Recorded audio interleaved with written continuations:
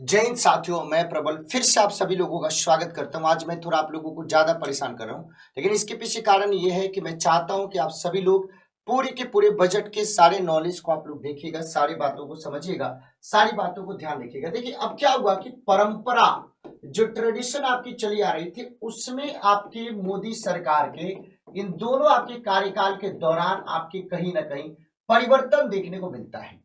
हमने सोचा कि क्यों ना एक बार वो सारे परिवर्तन, वो सारे चेंजेस आपको हम बता दें। तो आप सभी लोगों को पता है कि प्रत्येक साल 1 फरवरी को भारत का आम बजट यानी आगामी जो वित्तीय वर्ष है उसके लिए बजट पेश किया जाता है और पिछले वर्ष की लेखा जोखा देने के लिए आर्थिक समीक्षा, इकोनॉमिक सर्वे आपको दिया जाता है।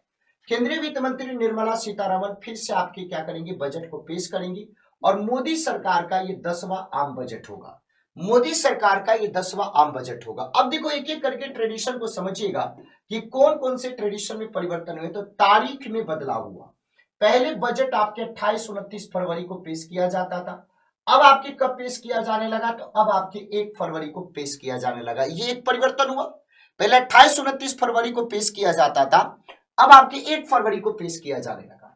पहले क्या होता था कि रेल बजट और आम बजट दोनों को अलग अलग, रेल बजट को रेल मंत्री, आम बजट को वित्त मंत्री पेश करता था।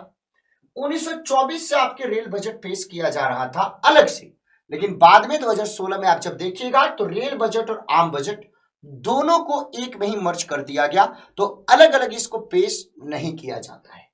ये दो तो बात समझ गए। तो तारीख में बदलाव, पहले जो बजट आपके पेश किए जाते थे वो बजट कब पेश किए जाते थे, 28-29 फरवरी को, 1 फरवरी को किया जाता है। रेल बजट जो 1924 से सेपरेट पेश किया जाता था उसको आम बजट में, आपके आम बजट में विलय करके उसको पेश किया जाता है।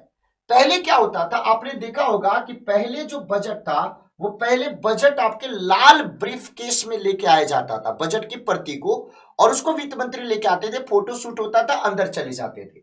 अब लाल ब्रीफ केस को हटा दिया गया और उसके जगह पे लाल रंग के कपड़े में बजट की प्रति को बांध के पोटली की तरह, यानी उसको सीधे तौर पे वही खाता, ये राष्ट्र का होता है, देश का होता है, तो उसको पोटली में बांध के लाल कलर के कपड़े में लेके आया जाने लगा 2019 में। तो ब्रीफकेस का जो प्रचलन था, ब्रीफकेस का जो ट्रेडिशन था, वो ब्रीफकेस का ट्रेडिशन भी अपने आप क्या हो गया, खत्म हो गया।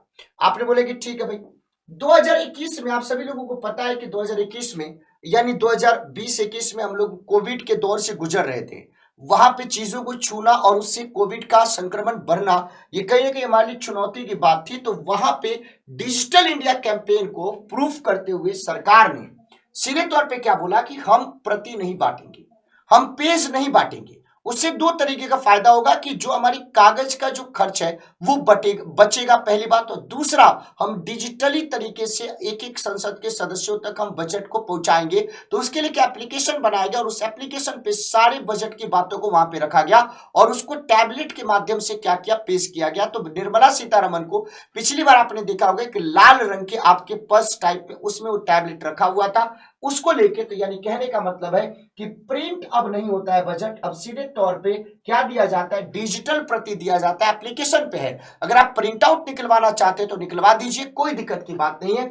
और 2015 में जैसे मोदी सरकार आपकी 2014 में जीत के आई, एनडीए गवर्नमेंट मन एनडीए गठबंधन, तो योजना आयोग को रिप्लेस करके नीति आयोग बनाया गया। और योजना आयोग जो पंचवर्षीय योजना बनाने में आपकी काम करती थी, तो 5 ईयर प्लान के साथ साथ योजना आयोग को खत्म करके नीति आयोग को स्टार्ट किया गया। तो ये कुछ आपके परंपरा में परिवर्तन आपको देखने को मिलते हैं, जो मैं आपको बताया और जो मैंने आपको समझाया, और आपके पेपर के लिए कहीं ना कहीं बहुत ही ज्यादा जरूरी है। और ये सब जानने की भी जरूरत है कि कैसे कैसे होता है, क्या क्या होता है, इन पूरी बातों को आपको ध्यान देने की जरूरत है। हमें उम्मीद है कि आपको ये सेशन अच्छा लगा होगा। अगर आपको अच्छा लगा है तो एक बार सेशन को लाइक करेंगे, दोस्तों के बीच में शेयर करना, प्रैपकर यूट्यूब चैनल को सब्सक्राइब करना, और अगले सेशन में फिर से आपका इंतजार रहेगा। बहुत बहुत धन्यवाद। Thank you so much. जय हिंद।